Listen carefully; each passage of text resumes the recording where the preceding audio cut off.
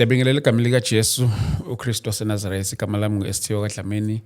Thank you so much for tuning in, bazalwane. Sanibonga kakhulu. Yes, we have abazalwane KZN, Gauteng, Western Cape, Eastern Cape, njalo njalo. So siyabonga kakhulu bandla lenkosi for always make it a point ukuthi masine episode niyeza nizoba ingxenye yawonke umsebenzi owenzeka khona la ekhaya. So ke siyabonga kakhulu bazalwane, igama lami njengoba sengishilo ke ST Kadlamini umntwana kaNkulunkulu orisindisiwe. Before we start our show, I would like us to pray and also help us praying along with us ulapho ekhaya egameni likaJesu Kristu waseNazaretha. Baba siyabonga egameni likaJesu Kristu waseNazaretha, sikunikeza udumo uNkulunkulu nakulesikhathi uNkulunkulu uthona amandla ngegama likaJesu Kristu. Siyathandaza ba uNkulunkulu makufezekiseke yakhe intando uNkulunkulu onamandla ngegama likaJesu Kristu waseNazaretha. We pray, my God, my Father, that through this conversation uNkulunkulu onamandla mayifinyelele kulabe bafaneleyo ngegama likaJesu Kristu waseNazaretha. We honor and we love you, Almighty God, in Jesus' mighty name. We thank you, Lord. Amen. Yo, siyabingelela kakhulu. Niyaphila? Siyaphila kakhulu ekugcineni. Egcineni. Siyambonga. Inkosi seziyasenzela umusa all the way from Cape Town. Yeah, my daughter. Nani yasibuka lapha eCape Town? Awu. Buka yonke indawo. Uqaleni nokuhlangabezana nechannel lethu. I-channel ngike ngayibuka before esikhathi eside, so ngase ngiba nebreak ukuthi ngike ngaba busy no Facebook no TikTok. Ngenza intshumayelo zami ngidlulisa yona le message yami. So ngase ngithi uya kancane YouTube, but ngase ngiyabuya ke njengoba ke sengifollowa ke la ka TS Dlamini. Awumadoda siyabonga. Hayi ngayibona ukuthi ayiziphekiwe hayi. And ngibonile lapha na yazi ngiyaqala ukuhosta imember. Ngibonile uyimember ye channel lethu. It's for the first time ngihosta nemember ye channel lethu lapha. So siyabonga kakhulu, ngibonile lapha ukuthi ujoinile wayimember. Yebo. Siyabonga kakhulu, uNkulunkulu nje egcine nje njalo. Siyathokoza ukuthi sibe nawe la kule ndawo yethu namhlanje ine support oyosinikeza yona nje. Siyathoba kakhulu. Ngathi inkosi ngakubheka.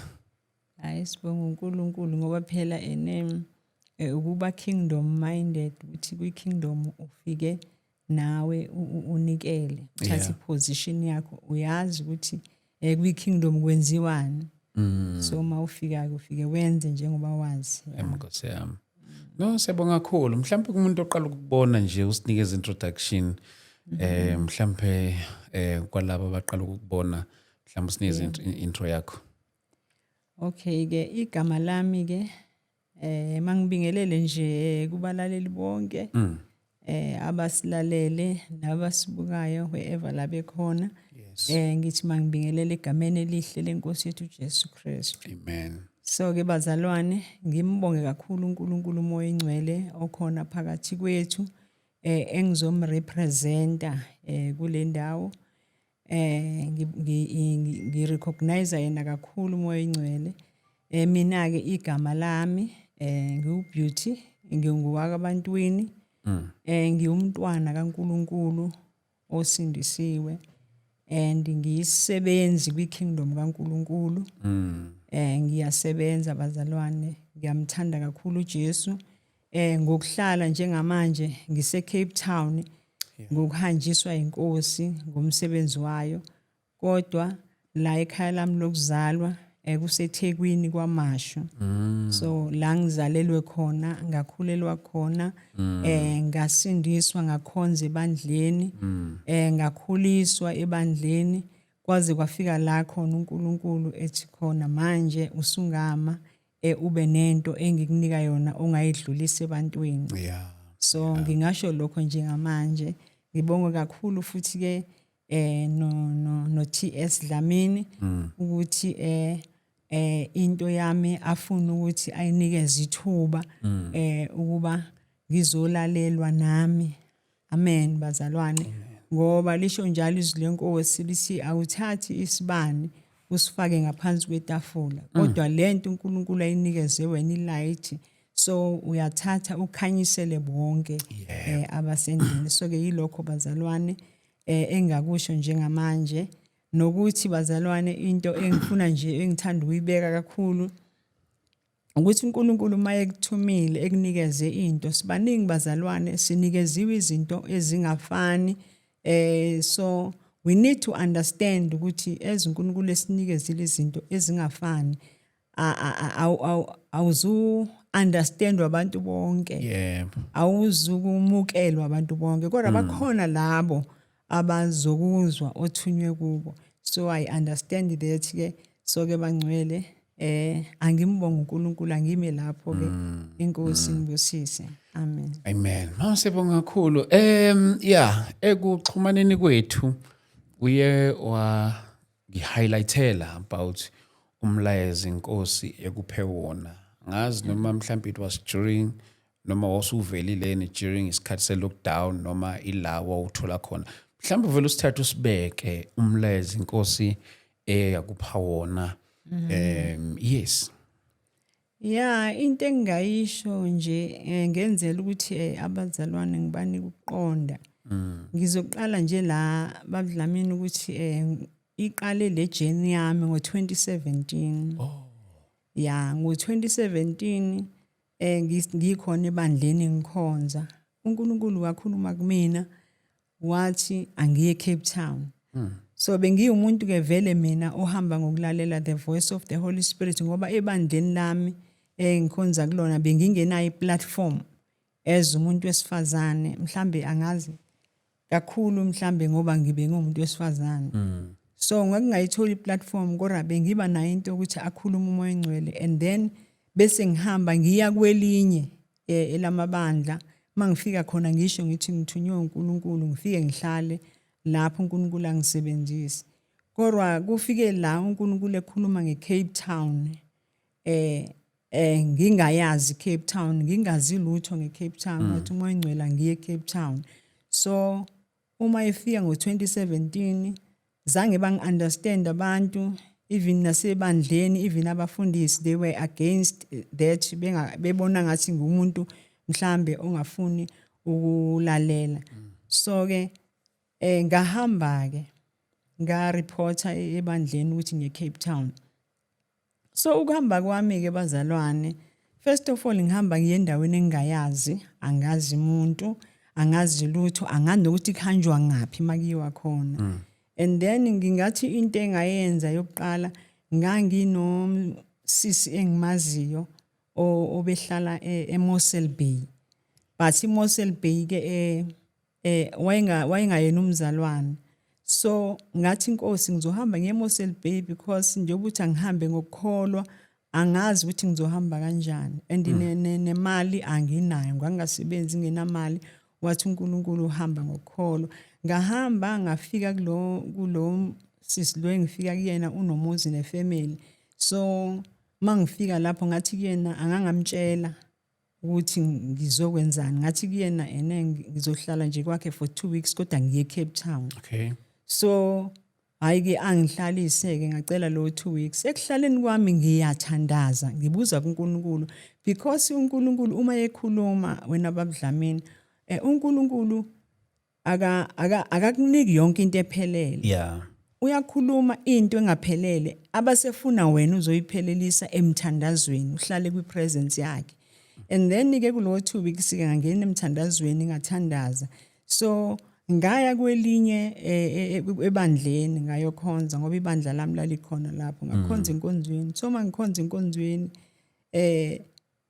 umfundisi wakhona abeseza kumina athi sisiyazi kunosisi ose-Cape Town ofana nawe uthanda uNkulunkulu ngalendlela owenza ngayo so ngicabanga ukuthi ngixhumanise naye so nangempela anginikeza inamba yalosisi lo sisi ngimfonele mangimfonela lo sisi sishare nje naye sikhulume nalosisi wase-Cape Town umfundisi ke yena lo sisi so sikhulume nalosisi masikhuluma nalosisi angithande abesithi lo sisi hayi zama manje ukuthi no angasho ukuthi angizame athi fanele sithandaze uNkulunkulu asihlanganise Okay. nawe kodwa ngingamtsheli naye ukuthi kuthiwa ngize Cape Town because uma engcwele uma ekhulume nawe ufuna ukuthi into yakho uyidiscuss emthandazweni ungayidiscuss nabantu because uma ngiyidiscussa nabantu abantu bazonginika indlela kanti yena akafuni ngihambe ngalendlela yabantu because eyabantu ayinabo ubufakazi kaNkulunkulu so nangampela ke ngingamtsheli kulosisi bese kulosisi hayi uNkulunkulu uzoyenza indlela sibonane nje njengabazalwane Yes.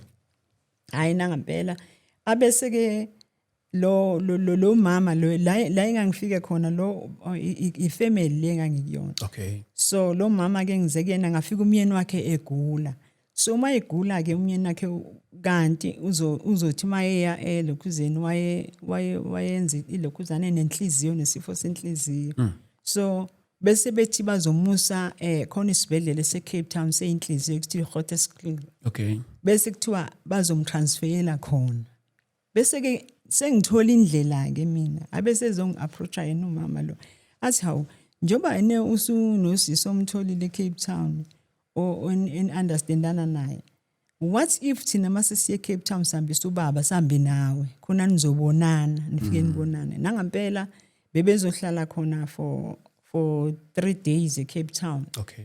so mina ngizoya emzini kalomfundisi wesifazane so ngasafonana nomfundisi wesifazane wajabula naye wathi hayi sisifika uma ufika ngizokubona sesizothola ukwazana uphinde kubuyele nabo masubuyele emuva and then ke senza kanjalo ke ngafika wangihlangabeza lo mfundisi wangithatha saya kwakhe masifika kwakhe sahamba saye ebandleni sayokhonza masifika ebandleni angi-introduce ebandleni athi ngumfundisi kodwa mina ngake ngangabizwa ngomfundisi because bengihamba nje ngenza umsebenzi kaNkulunkulu ebandleni umuntu wesifazana akabi umfundisi la bengikhonza khona Yabukhonza khona. Okay. yeah so ke ngifike ke la ngifike ngi-introduce and then ngibuyele emuva senginyathelile eCape Town angithi so ke ngiphinde ngibuyele eMossel Bay ngiphinde ngiyothandaza futhi inkosi mangiye eCape Town ngoba manje lo asivumelananga nokuthi ngiyeza kwakhe ngizohlala kwakhe nangampela so kuphela nje one day ngo second day angifonela umfundisi futhi athi Sis Beauty umfundisi lo buya kuyena eCape Town uthi uNkulunkulu uyamhlupha uthi akakulanda kulethe eCape Town nangampela lo mfundisi athi sizokushayela imali labandleni sikunikelele bavele bangenzele bangibhukhela ibhasi bangenzele everything ngihambe ngiye eCape Town mangifike eCape Town ngifike lo mzalwane lo uyahamba kwakuzoba iphasika ezohamba eGodo eEastern Cape Okay.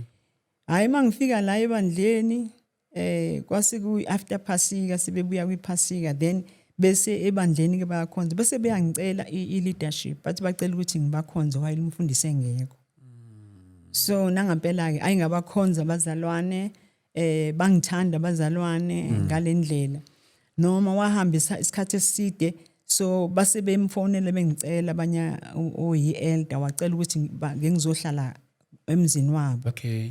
they want to take care of me yabo and then ke ngaqhubeka ngabakhonza ngahlala ke kanjalo up until ngaba nama challenges khona kakhulu ngachallengeka angazi ke noma abazalwane bayawazi umona oba sebandleni usetshenziswa uNkulunkulu Yeah.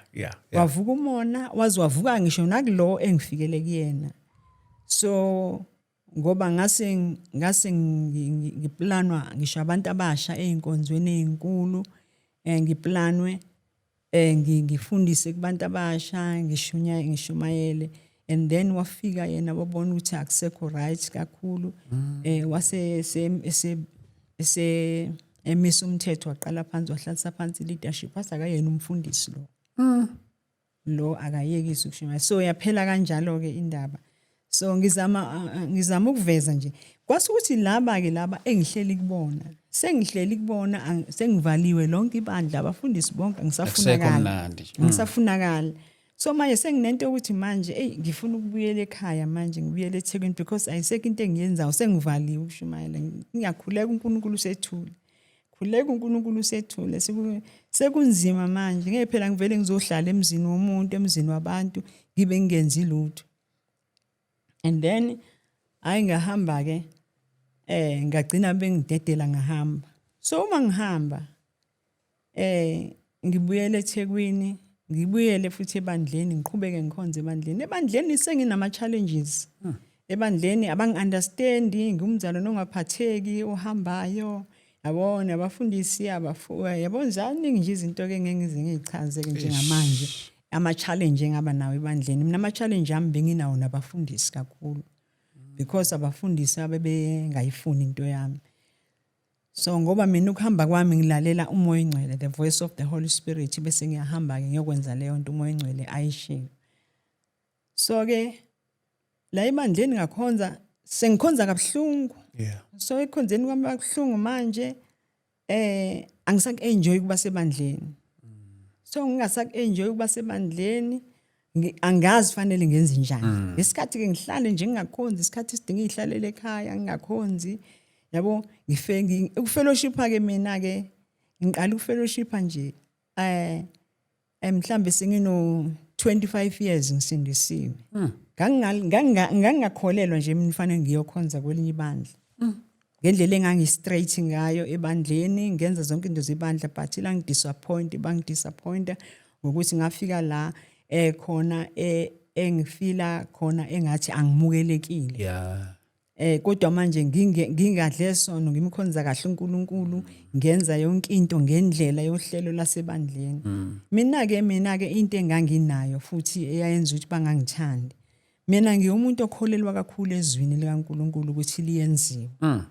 So nanokuthi izinto engiyibonile mina ebandleni bathe mase beyishintsha, bengiba nombuzo ngibaqonde, ngisho abafundisi, ngisho ama-elder. Ngibuza ukuthi lokhu sekuyenziwa yini ebandleni na?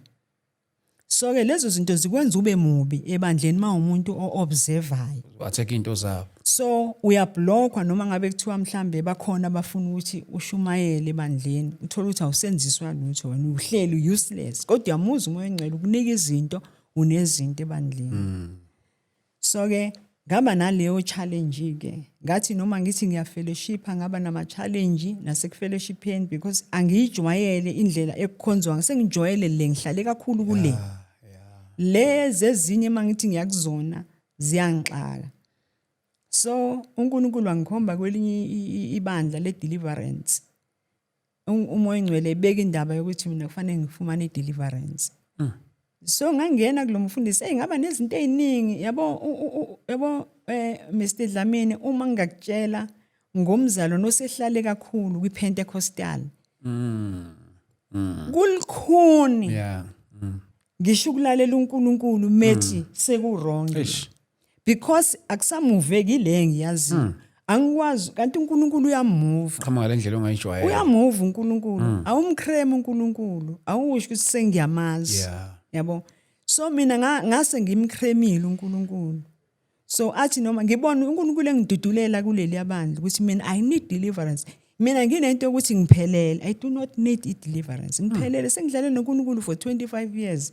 Namhlanje sekufanele ngithi khona into engizoyenziwa. Futhi mangithi ngiyabuka lapha ngoba nginento engcono engiyazi kunale ngiyibona la. So ngiyibona lento ukuthi silimazile thina abantu bePentecostal esihambe a long way, si straight futhi wazi ukuthi ngi-straight. La uNkulunkulu ngihamba kahle naye. So ke ngayilwa ke leyo impi, ngayilwa lo impi yangihlula. Azaba u2 amabandla engene kona. Ngihluleke. So le ndaba yase Cape Town sengiyilahlile nje. Yabo sengitshethe into engeke saphinde yenzeke. So kuthe egcineni sengihlupheka kakhulu sengiyekile ukukhonza ebandleni. Ngahlala phansi ngoba sengibona ukuthi ayisekho ngampela lento yasebandleni. Ngahlala phansi ngayeka ukukhonza. Kodwa manje angimiyekile uNkulunkulu. Ngiyazila, ngiyathandaza, ngizila ukudla. Nginamandla futhi okudlula laba abasenkonzweni. Ngiyavangela, ngehlangenyuka izitradi la ngibona khona iplatform, ngiyavangela, nginazo izinto zokuvangela.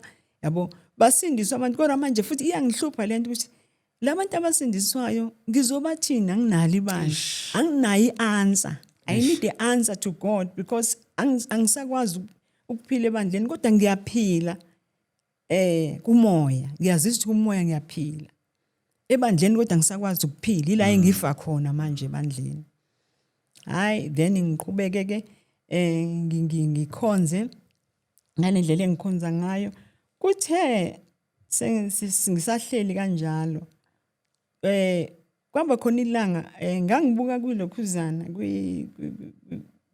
ngangibuka ngisazi noma YouTube yena ngangibuka ngabona omunye umfundisi akhuluma umoya engcwele ngibuka lo mfundisi athi umoya engcwele hamba uye kulomprofeti hamba uyomlalela hamba ula ngifuna ukuthula eGoli hayi nangempela ke mina ngiyami into esho umoya engcwele ngiyayenza ngibele ngiye kulelo bandla eGoli ngifike kulelo bandla eGoli nangempela kugcwele kuyakhonzwa so kuthe kusaqhutsheka ukukhonzwa ake sekukhonzwa ake sekufika la eprofetha khona abantu so wangiprofetha ke nami wathi wena unezwi elikude uNkulunkulu akuthuma kulona ngiyabona ukuthi kwaliwa nawe uSathane walwa nawe waze waplanela ukuthi uthola ingozi yemoto ubulawe ngemoto so ngithi mina buyela kuwena wathi blessing yakho ila ikhona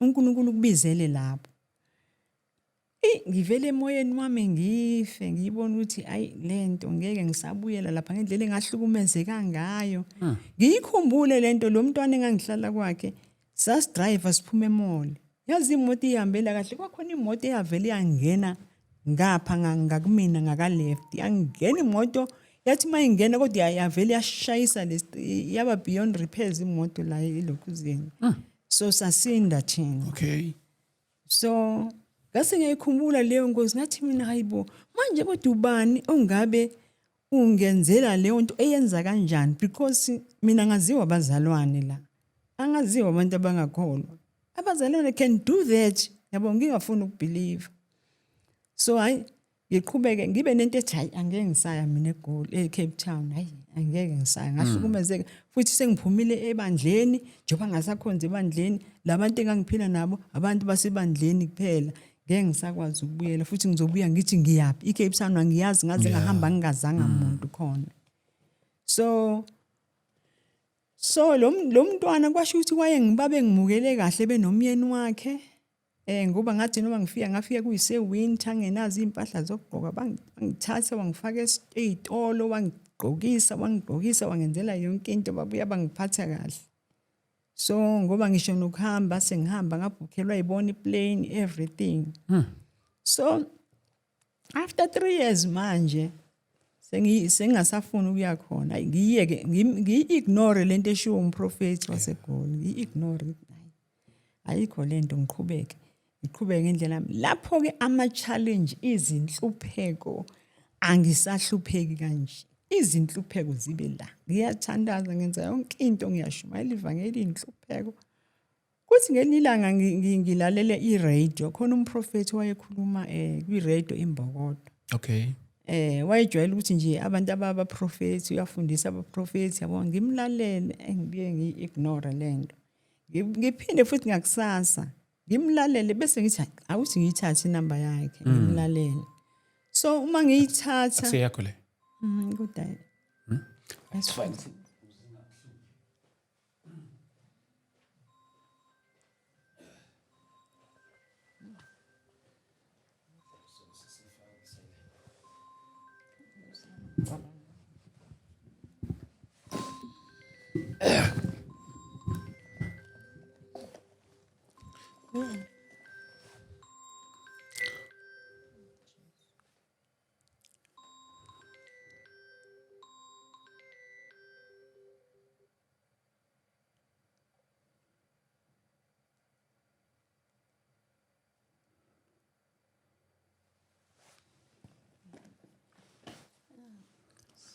I know it's big.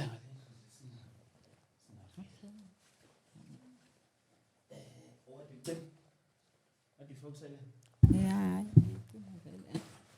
Okay. Saxolisa bazalwane. Yeah. No, siqhubeke mama. Yeah. Yeah, so ke uma kufika ke ku 2020 la mina sengiyikhohla indaba se Cape Town nasekhona semqondweni wami. Yes. Lo mprofethi yene ngiyithatha inamba lo mprofethi lo wembokodo. Ngimfonele ngimtshela ukuthi ngiyamdinga ngidinga ukuthi ngenze 1-on-1 naye. Yes. So ngiwenze ku 1-on-1 isibonana. Abesethi kumina hayi ngeke indaba yakho kufanele uhambe. uNkulunkulu futhi manje akasafuna ulinde. So sekufanele uhambe lento yakho ngabona ngize ngiyakena ngabona umbono engathi ngisebandleni elithize kuleli bandla sibambe iQ siyathandazela sibeke izandla. So uma kufika kumina avela athi lo mfundisi hayi wena ngeke ngikubeke izandla wena nje wonile kuNkulunkulu nabantu uNkulunkulu ayikuthumeke kubona sebevele basakazeka bonke ngoba wena awulaleli. Engavuka ngiphatheke kabe emoyeni wami ngakhathazeka ngakhala ngathandaza ngamfonela kumprofeti. So ngaya kena ke ngenza 1-on-1 wathi hayi yabo mase kunjalo uNkulunkulu usefuna ukuthi uhambe ngempela. Lungisa ukuthi uhambe eCape Town. And then ke hayi ke ngalungisa ke nami ngangena ku fasting ka 21 days ka 7 days ngayihlambulula ngarepenta and ngaprepare ukuthi ngiyakhona eCape Town ngoba ngangenawo nanemali wathi umoya engcwele ke uyazi khanjwa ngokholwa.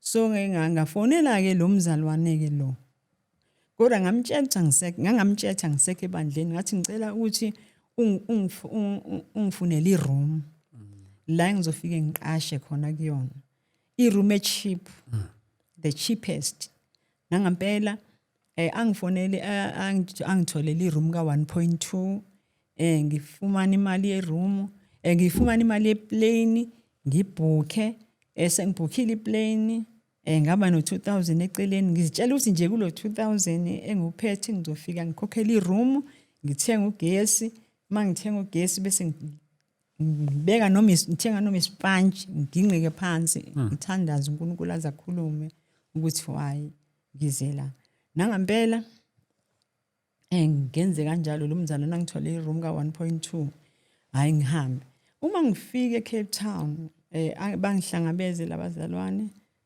bazongibeka kule room asebeyitholile uma ngifike eroomini hayibo abazalwane sebengenzela isimanga sebekhona umbhede onama comfort khona izitofu khona sekhona yonke into eroomini abazalwane kusho ukuthi abazalwane vele ababengazi yabo shithi ubatshela ukuthi ngiyenza. So nangempela ke ngifike yonke into iphelele khona nokudla awulabazalwane ngimbonga uNkulunkulu ngihlala bese ngiba nento yokuthi ke manje sekuphoqelekile ukuthi ngiyolunguza ebandleni ngoba abazalwane sebengenzele kanje yabo kanti mina vela ngisekho ebandleni. So bese ngiyahamba ke ngithi bese ngithi ngizokhonza kwakuzoba iSunday bese ngiya kwiSunday mangifika enkonzweni ngikhonza bavele abazalwane bayangaza baku leadership bathi hayi bajabule nangu uSisi Beauty siyacela uSisi Beauty azosibulisa yabo ngithi ngozami ngizobulisa ngithini ngoba la khanjwa ngencwadi anginayo nencwadi ukuthi ngiphume ebandleni ngisakholwa yabo engiye ngaphambili ngivele athi umoya engcwele khuluma iqiniso into ezokusiza khuluma iqiniso hayi nangempela ngifike bazalwane ngizile la eCape Town kodwa angizanga instruction yebandla into engiyizele la angizile ebandleni ngilethwe uNkulunkulu umoya engcwele uthi angize la so mhlambe nina manithanda ukungisebenzisa ningangisebenzisa kodwa angiphethe encwadi yasebandleni angiphethe lutho ngizela nje nami ngisazoza ukuthi uNkulunkulu uthi angenzeni nangempela kwakuzoba uDisemba ngithi kuba no Christmas bokuvalelisa abafundisi khona umfundisi akangazi umfundisi engimfica la sekuwumunye ngithi bayashintshwa so ngikhonza abazalwane bavele bangiplane ukuthi kwakuzoba neChristmas kaMfundisi bangiplane bathi hayi sizocela Sis Beauty ubone ozoshumayela enkonzweni kaMfundisi nayi no problem ngashumayela Nangampela ke ngishumayele enkonzweni kamfundisi, inkonzo bemnandi nje ngishumayele. Umfundisi ajabule naye, yabo, angithande. Kusho ukuthi wayezohamba that day ezogcina bese yangibiza sesilapha phandle. Athi sisi, ngiyibonile into yakho ukuthi unento. Ngiyacela ukuthi usale ushumayele ebandleni ngoba mina ngiyahamba. Ngiyakunika ukuthi usale ubakhonza abazalwane. Hayi ngithi mina ayikho inkinga. Hayi ke ngisale ke nebandla ke bengiplana libandla ke. uDisemba wonke ngishumayele ebandleni angisebenzisa uNkulunkulu uDisemba wonke. Kodwa futhi ngiyathandaza. Ngithi Nkosi iyona inona le ngilethele yona. Hayi ngikhonze athi mase buya umfundisi. Abuye ibandla selinamathele ke umfundisi mase buya ibandla selinamathele kuwena usuke ngasathanda. Ngoba sekusatshwa nani nokuthi manje nemnikele isizoza kuwena. Yibononto. Hayi ubona ukuthi ayiqaleke manje inkinga. Angisafuna usiyangishaya lapha ePulpit. Umuntu ongafikanga nanencwadi esingamazi, yabo. Ngithi iyasuka ke leyo nto. Ngithi hayi Nkosi, kodwa wena uzonginika kwami ngikuzele. Kubeke ngithandaze. Ngingabi nandaba. Mase ngithandaza ke ngiqhubeka. Angithi manje sengihleli phansi futhi angisenzi lutho. Asimoya ingcwele yekela ukuyesontweni. Hlala kwipresence yami, mina ngikudinga kwipresence yami. Awuzelanga uzosonta. Hayi ngiqale manje sengifuna ukufayitha lento ke manje. Ngizohlala kanjani ngingakhonzi? Uyabona mina njalo ngize la bengingasakhonzi. Kodwa manje ingqondo ithini? Isithi ngizophila kanjani manje? Uma ngingakhonzi. Ngimquestion uNkulunkulu. Ngihleli ngifastile la. Ngingena khuluma fasting nokudla akukho. Ngiyafa indlala mangiphuma kwi-fasting nayo indlala. Ibandla ke linje. Mhlawumbe uyalazi abantu. Uma ke umfundisi lapha phambili waxwaya liyaxwaya nalo ibandla. Yeah, true. So uma ibandla umfundisi recognize recognize abazalwane. Ngaqala phansi lapho ke ngangaba nomuntu onginakayo, ngalamba. Ngihlala phansi nje sengiyalamba, anginakudla, angina income. Iphela inyanga, sekuphela inyanga fanele ngirent. Ngikhalela umfana wami naye, asivumelananga na ukuthi yabo hayi azanginike irent sekudlula insuku. Lapho yayazi pain ye rent. Ungazi irent ongazoyithatha. Hayi ngizwe le pain. Hayi ngiyathandaza ngiyakhala uNkulunkulu Nkosi ngingabe ngithunywa wena ngahlupheka kangaka ngenze njani manje ngoba anginamuntu la nalomakoti lo oseqala ukunamathela kumina mangithi athi umoya ingcwele ungamtsheli nje usizi lwakho miyeke yabo so hayi ngihlale ngihlupheke sengiphila ngefasting sengifasta noma ngingathandi sure angisakhonza ungiyekisile ukukhonza ngihlala kulendlu so mangihleli ke azakhuluma umoya ingcwele ngelinilanga yazakhuluma strange yabo imessage yami is very strange iyangixabanisa nabantu ngenza abantu bangangi-understand athi ngicela ufunde kahle iBhayibheli manje ngizokufundisa mina iBhayibheli athi from Genesis to Revelation ubona ukuthi ukhona la uNkulunkulu khona ake akhipha instruction ukuthi akukhonzelwe esontweni kukhona lapho ayi ngibuye kulento maye ngifundisa umoya engcwele akhulume ngendaba kaAdam noEva ukuthi uAdam noEva kongelona isonto uNkulunkulu wayibabeke kwipresence that was the purpose kaNkulunkulu ukuthi umuntu ahlale kwipresence yakhe and then ngokona kwabo yilapho yaqala khona ukulibala indaba yepresence kaNkulunkulu ayi ngizwe lento hayi ngifunde ngizwe ukuthi iBhayibheli liyangidonsa ngifunde ngithole uma ngifika futhi lapha ngifunda indaba kaDavid ngibe nento ethi uDavid noSolomon kwakukhona nje amathempeli athi umoya engcwele buka uNkulunkulu ukuthi uthini maye uDavid ekhuluma ngokuthi akwenziwe ithempeli. Hayi uNkulunkulu la uthi laphana kuSamuel kuDavid ngesikhathi ethi inkosi uDavid esedlule enhluphekweni eziningi esefuna ukwakhela uNkulunkulu. Athi weDavid wathumela uNathan umprofeti wakhe. Wathi weDavid selokhu ngabakhipha abantwana bakaIsrael eGibhithe ngathi abaphume bango. Wathi ukhona yini kubona wonke ama leaders nje owake engake ngathi kuyena akangakhela ithempeli. Wathi mina ngihlala emathempelini endliwe ngezandla. Wathi futhi weDavid mina selokhu ngakulanda ezimvini ngakugcoba. Uthi ngake ngasho yini ngakhela ithempeli. Ngangihamba nawe ngingena nawe endaweni ezinzima. Kodwa ngake ngasho ukuthi ngakhela ithempeli. So ngayifunda naleyo ndaba. Kufika la ngithi kuNkulunkulu ezethu wakhelwa indodana yakhe uSolomon ithempeli. Bathi kwakunga yona iplan kaNkulunkulu. Abese umoya engcwele lalelana nathi. Asiyabona lapha ensimini yaseEden. uAdam noEva ngesikhathi belapha bona bayona iplan kaNkulunkulu. So uNkulunkulu uma iplan yakhe yoniwe uyayishintsha abese hamba ngale abese vumelana naleyo nto. Wathi uNkulunkulu uyavumelana nento noma kungaseyona. Wathi angithi uyabona ukuthi wabathola ukuthi sebeyazibona ukuthi banqunu base bembatha amahlangu. Yena waseletha ama tunics. Yaqhubeka impilo.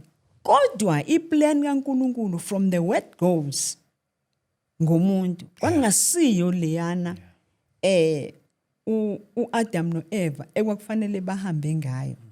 Le ayeseyibeka kwase kuomunye umyalo ayesewubeka. So eseyivumela ukuthi iqhubeke. Ngihlele endlini njalo wena Dlamini ngifundizwe ngilalela umoya engcwele uyangixoxela lezi zinto. Ngihleli kupresence kaNkulunkulu. Uthi ke abeseyeyeka uNkulunkulu iqhubeke into noma isirong. Because ubheke isikhathi se restoration. Uthi ke that is why uNkulunkulu ethi uNkulunkulu weyikhathi. uNkulunkulu kunesikhathi la into yonakala khona. Ebese uNkulunkulu akayilungi akaxhamazela ilungise same time. Uyayiyeka elinda ukuthi sizofika isikhathi sakhe. Isikhathi soyilungisa. Uma kufika isikhathi sakhe uvusa abaprofeti. Uma evusa abaprofeti waze wangibekela ngalamadodana kaIsaka. La hamba noIsrael. Ayegadi ikhathi ukuthi esani lesi sikhathi njengamanje. So ke kufanele ukuthi ke that is why kufanele ukuthi kube khona abaprofeti. Abaprofeti abahamba ngomoya oyingcwele. Umoya oyingcwele okuyena obona ukuthi manje ibandla limuva kanjani. Ibandla ke hayi isonto, ibandla likaNkulunkulu. Yes. Limuva kanjani ezikhathini zikaNkulunkulu? Limuva noNkulunkulu noma lisele noma lingaphambili. So ke wasethi ke umoya engcwele ke uNkulunkulu uyayiyeka into abantu baze uyiyeka kuze kube ngathi iyona noma kungesiyo. Ngoba uNkulunkulu usuke eyiyekile. Elinda ukuthi ke manje khona laba abahleli ababeka indlebe abalalele abaprofeti. So ngesikhathi belalele labo kufanele ukuthi balalelwe futhi. So ke so umoya engcwele ungitshela leyo nto. Nokuthi ke no David uNkulunkulu wamiyeka ukuthi athi ayenze uSolomon lento. Not because wayeyifunile uNkulunkulu. Okay. So uNkulunkulu kusho ukuthi la engakusho wayephendula mina ngoba ngangibona ukuthi indaba yesonto ibaluleke ngaphezulu kwepresence yakhe. So wangibonisa ke futhi even uJesu efika emhlabeni ukuthi uJesu ngesikhathi efika emhlabeni ufike uJesu ekhona amasonto, ekhona amathempeli, bekhona abafundisi, kukhona everything. Wafika uJesu ne-message ye-kingdom engayiphethe yasesontweni. So that is why uJesu balwa naye. Wathi muphethe i-message ye-kingdom bazolwa nawe emasontweni. Ezikwenzeka kuJesu, they will be against you. So ke wathi ke wena ke into engiyifunayo kuwena ngizokunika i-message ye-kingdom. Wathi ibandla lami uma uJesu ezolanda fanele alithole li-kingdom minded. Wathi fanele alithole limqondo omunye. Fanele ibandla libuyise libe ibandla elilodwa. Lingabi amasonto. Wathi yethi noma kungeke kwenzeke because abaningi angeke bakulalele. Wathi ngifuna kuphele lento wathi ivela kuSathane lento yokuqanjiwa kwamagama amasonto ahlukene. Wathi lento iba divideile abantwana bami. Yeah. Yilo wazi ukuthi isonto yabo izinto eziningi ayeyikhuluma kumina ethi remember ufike ebandleni. Khona izinto oyiyekiswe yimina. Kodwa khona izinto ofike wazenza ngoba zenziwe ebandleni. Wathi ebandleni wathi buka mhlambi igospel, ifaith mission mhlambi Assemblies of God. Wathi yini umzalwane wase-Assemblies of God akwazi ukuhlukaniseka nowase faith mission. Wathi lokho akuveli kumina. Mina ngifuna abafana.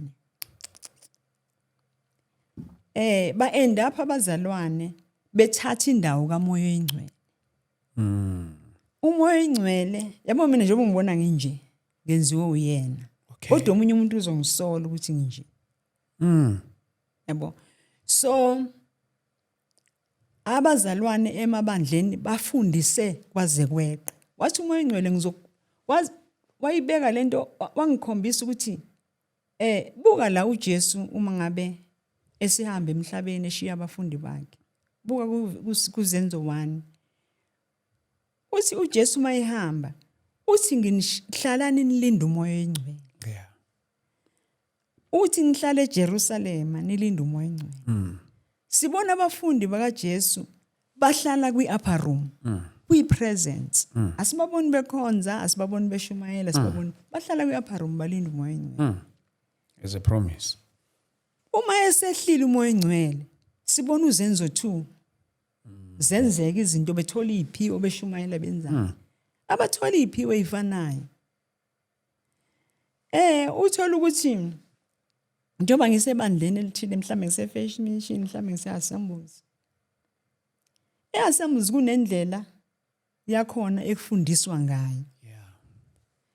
E-faith mission kunendlela yakhona ekufundiswa ngayo. Yes. So uthola ukuthi ugcina sengena imfundiso zabantu. Zinhle zona kodwa ezabantu. Sometimes ngifundise ngendlela umoya oyingcwele afundise mina ngayo. Yes. Akasazani nawe umoya oyingcwele ngoba wena ufundiswe yimina, ufundiswa ngawuyena. Yes. It's where la umoya oyingcwele engakwazi khona ukubusa impilo yomzalwane ngamunye. Wathi uNkulunkulu manje njengoba kuyisikhathi kaMoya oyingcwele. Kwi-kingdom umuntu ngamunye ufundiswa umoya oyingcwele ukuba kingdom minded. Because umoya oyingcwele akakufundisi into ezobuye iphume kuwena. Yeah. Because into efundiswa abantu iyaphuma. Kodwa kaMoya oyingcwele ngisho ngayapi uba iyona leyo nto owenziwe iyona umoya oyingcwele. Yes. So nje kuningi akukhulumile kumina umoya oyingcwele nangezinto engifike ngayibuka ebandleni.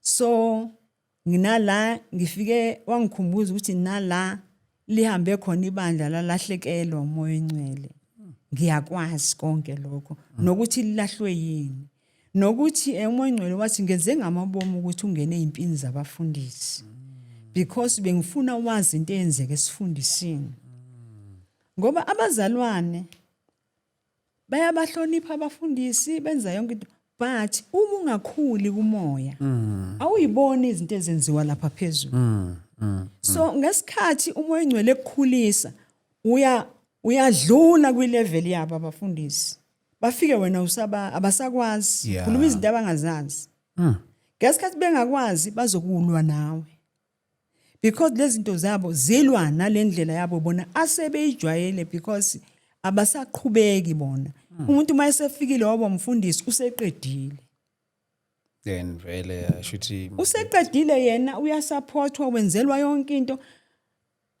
mina into engiyaziyo mina Dlamini ukuthi umoya engcwele ngishushumayela ufika la pens down ufuna ukudila nawe uhlale kuphela ngisho unyaka ungashumayeli ungena nje enhluphekweni ufundiswa labantu abafundisayo bangena enhluphekweni bangena ezinhlweni ziyashintshana uma wena ungangeni ngoba phela fanele uma ufundisa abantu bekwi-level engaphezulu yabo uzobadlula kanjani nge-level ngoba abanye sebeyakudlula la there is why kunabazalwane abaphuma emabandleni ilabazalwane abayihluphayo yes ngesikhathi ezihlupha ngesikhathi uyihlupha lokubona izinto uyambulela ubona izinto uyafighter ugcina ungasafunakala bengasakuthandi kahle futhi at the same time umuntu onjalo awubi umuntu oprogressayo ngoba abafundisi bathanda umuntu oprogressayo ngama finances financially uyakwazi ukunikela yabo ungifundise mina thabane umoya engcwele ngisho nangeminikelo kuneminikelo enikelwayo engafunakala njengayiphi nangeyishumi ngifundisiwe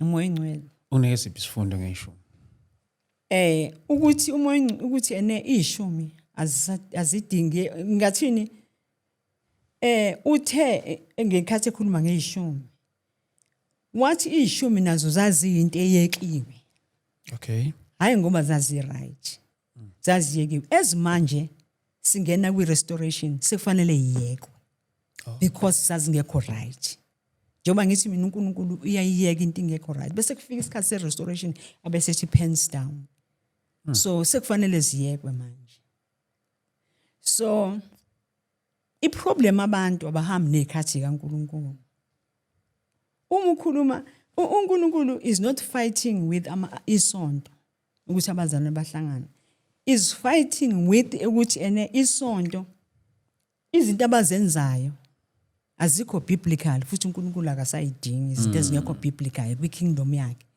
kwi kingdom yakhe kwenziwa izwi njengoba linjalo and kwi kingdom kaNkulunkulu kubuyela ku message kaJesu njengoba injalo wangifundisa even nangezinto zama titles ukuthi ama titles kwi kingdom awasebenzi lawa apostle prophet noma ushamani akwi level yesonto okay umusa kwi congregation so alapha so kodwa kwi kingdom sesihlangene sonke kwi kingdom we are all the same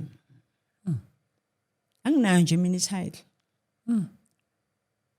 yeah nokuba uke wangifighter mina ngoba ngiqale mina ukulokhu ukuthi ngiqale ngithola abantu ngabaqoqela egroupini ngoba into enganginayo sengibone ngikhiphe ebandleni ngaba nento ukuthi mhlawumbe moya engcwele ufuna ngiqala ibandla ngathandazela indaba yebandla ngifuna ukuhlela senginabazalwane ebese nginabo sebe understand into yami ukuthi ngifuna uqala something wabuya umoya engcwele wathi wena likhi ibandla ozoliqala wathi njengoba ngithi alikhi ibandla ozoliqala uJesu kuphela unebandla siphelile isikhathi sabantu abanamabandla so wena uzosebenza kwi kingdom yakho uzofuna iposition yakho yento ozoyenza bese uyasebenza waseseqhubeka ke ngifundisa ke nalapha uJesu ekhuluma nabafundi bakhe ekhuluma ngelokhuzana ekhuluma ngokuthi ningabizwa ngabafundisi kungabi khona abaholi kungabi khona obaba. Yes. Wathi ke kwi-kingdom akukho lokho. Kwi-kingdom kaNkulunkulu. Uma kuukuthi nje usungena kwi-kingdom Akukho lokho. akukho lokho kwi-kingdom. So wena ke ungabizwa ngumfundisi. So base bengibiza ngumfundisi nami abazali ngoba vele yayiqale lapha ebandleni. So abazali base Cape Town nje bangibiza ngumfundisi. So ngavele ngabatshela abazali nasebazali uMangcwele ukhulumile ngicela niyeke indaba yokungibiza ngumfundisi.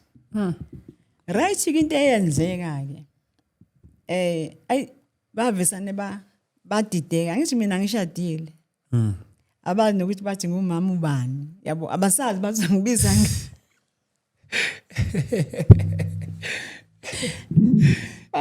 babuya manje abanye bathi hayi sesididekile manje thina mfundisi ngoba manje asazi ukuthi sizokubiza ngubani siyafuna ukubiza manje angeke sithi umama wena ngoba wena awushadi awukazi ushadi. Ngase ngithi okay ngakhala kumoya ongcwele nami wathi cha mina ngikhuluma nawe ungakuthwali uba umfundisi nala ufika khona ungafika ukuthi ngumfundisi Bangakubiza nje. igama lami nje nguBeauty ngwakabantwini abantu bangibize kanjalo. So ngiyisisebenzi we-kingdom. So lapha eCape Town ikhona indlela indawo la ohlanganyela kuyona noma usahlanganyela nje endaweni ehlukahlukene? No, anginabo abantu abaningi. So ngingachaza kanje ukuthi yenzeke kanjani into yami. So ngithe mangiqala igroup ngaba nama group azaba 3. So emagroupini ngaba nabantu abaningi. So imessage yami yaya ijula. Ngesikhathi ijula imessage yami bahlungeka abantu. Bahamba baningi. Mina ke lokhuzana umfundisi wami. Yabo camera. Angikwazi ukukhintsha icamera ibe enye into because of you. So you better leave me. Because ngine understanding ukuthi akubona abantu bonke ababizelo. Yeah. Bahlungeka basala. Laba basele akusele abantu nje. Kusela abantu abanquma ukuthi they are going to take care of me. Angiubiza umnikelo because kunabantu bami abavawile ukuthi ngizokhipha njalo ngesikhathi esithile. Wathi uNkulunkulu kwi-kingdom angeke uhambe ufuna imali kunoma ubani. Kodwa mina ngizokukhethela abantu. So nginabantu abangirentela ngihlala endaweni eright. Wow. Nginabantu abangithengela ukudla abakhipha imali yegrocer abayazi nje ukuthi umsebenzi wabo. Ne-pocket money ngiyanikezwa yonke lonto. So ke uthi uNkulunkulu ufuna muyinceke yakhe uhamba naye yaneliswa.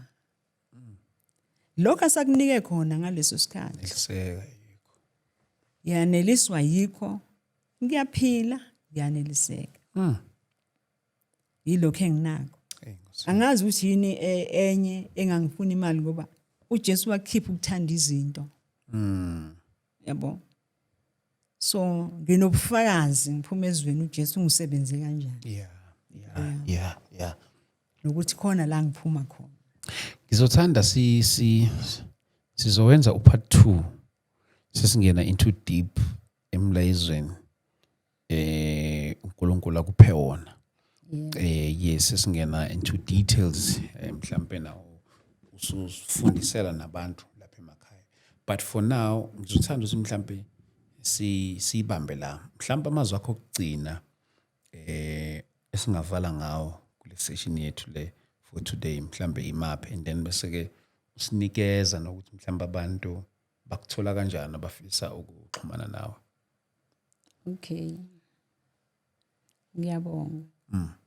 Ya amazwi okugcina engawasho kubantu nje ngibaluleke ngoba because I know i-message yami is not easy for everyone. Yeah. But uNkulunkulu wangitshela ukuthi one day it will make sense because from 2020 from 2021 wayekhuluma uMoyengcwele 21 ngiyistrugglisha ukuthi ngifikelele sebantwini because uNkulunkulu waqala wangithuma ebandleni so ngathola ukuthi emabandleni abangifuni so wathi uMoyengcwele ngoba waqala wangikhombisa nasembonweni isikhathi esiningi kuliwa nami wayengikhombisa imbono nje ngangithi mangilwa embonweni ngoba phela uNkulunkulu uyakhombisa into ezokwenzeka ngangilwa embonweni ngilwa nabafundisi kodwa engathi ngizama ukukhuluma nabazalwane ukuthi balekani akusekho right ukulalela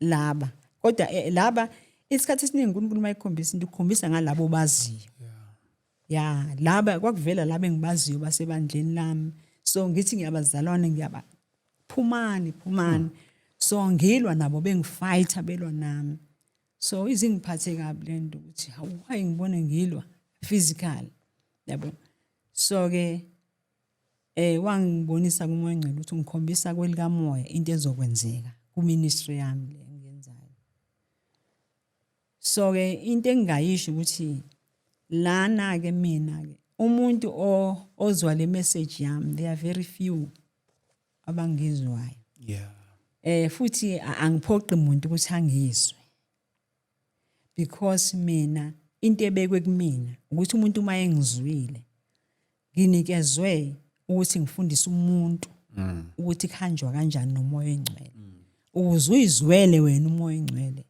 ukuthi uthini indlela yakho uyithande because mina into engiyithunyiwe ukuthi ngiconnecte abantu ekutheni bakwazi ukuhamba nomoya engcwele umoya engcwele ayikhulumele yena kuyena akwazi yena ukuconnecta kumoya engcwele ukuthi connectwa kanjani so ilokho engingakusho ukuthi umuntu ke mhlambe ozizwayo ukuthi mina I need the Holy Spirit because umoya engcwele isikhathi esiningi ukhuluma izinto eziphambanayo nabantu ezikuphambanisisayo nawe nabantu kufanele uzimukele ukuthi angikhulumeli ukwamukela yeah so ileyo nto engayisho ke kubantu ukuthi bangakhathazeki indaba yami inomoya engcwele futhi mina ngaphuma ebandleni ngoba umoya engcwele bayengasa operate kwase kunalento ukuthi abantu abafikayo sasingasa ba understand ufika nje umbone ukuthi uyizwi lo mzalwana akafani nathi sasinga ubona ukuthi nalapha phambili into oyifundisayo manje ulwa nalomuntu ngoba uyambona ukuthi ufuna afane nathi yabo so wathi umoya engcwele iphalaze yonke leyo nto mina ngifundisa abantu ne so mina ngikhuluma namuntu noma ngabe engimfundisa angikhulumi namuntu ukuthi uhlulwa yilokhu nalokho kodwa mina ngifundisa izwi ngifundise umoya engcwele ukuthi ke uhamba kanjani naye so makukhona imibuzo ke babuze abantu nami angibulela umoya engcwele ngeexperience yami engidluleni kuyona nokuhamba nomoya engcwele so ke ilokho engingakusho kodwa ke ukutholakala kwami ngitholakala efonini kuphela because nginayo igroup enginayo ku Facebook ilokhuzana ebizwa ngokuthi Message of the Kingdom na ku TikTok ngisanda kuqala ku TikTok nginenyanga eyi1 ngiqalile khona ama messages ami akhona kulokhuzana lokhu yami ku TikTok yes so wathi nje mina umoya engcwele angingayiqali into ye congregation because into yasesontweni inentando yeningi so nokuthi phakathi kwabantu abaningi akalaleleki umoya engcwele uma ifuna ukudila nawo so noma ufuna ukumlalela umoya engcwele khona umthetho okhona la wethu sonke So njengoba khona umthetho wethu sonke okhona la akalaleleki umoya ingcwele ngoba ngeke ngiyenze into outside the church ngisesontweni. I have to ukuthi ngenze kanjalo.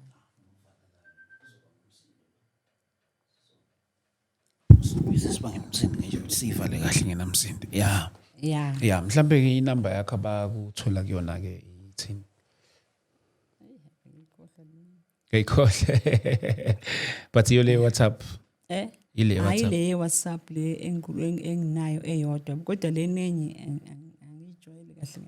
No, mhlawumbe uthi kodwa ikhona nje ngitholakala kuyona kakhulu. If iyona le ebese WhatsApp ngayo iyona. Yeah, iyona. The same number. Iyona le ngibabizele kona 078 363 8339. Yeah. Okay, 078 363 8339. Mama siyabonga kakhulu. uNkulunkulu asigcinele wena. Siyambonga kakhulu uNkulunkulu ngawe. Asibonane ku part 2 wengxoxo yethu. Bazalwane lapha siyambonga kakhulu uNkulunkulu. Ngiyacela ukuthi for namhlanje sibambe la. And nayo singisimemezelo ngomhla ka 25 ahlahle bazalwane. 25 March. No, not 25. 25 October. Sizobe sise-Joburg inkonzo yomkhuleko. So ngiyacela nje bazalwane kulaba abangakhona ukuthi basilekelele in terms of ukusixhasa ukwenza umsebenzi wethu ube impumelelo. So singathokoza kakhulu bazalwane. 25 October kuyobe kuyi-Saturday.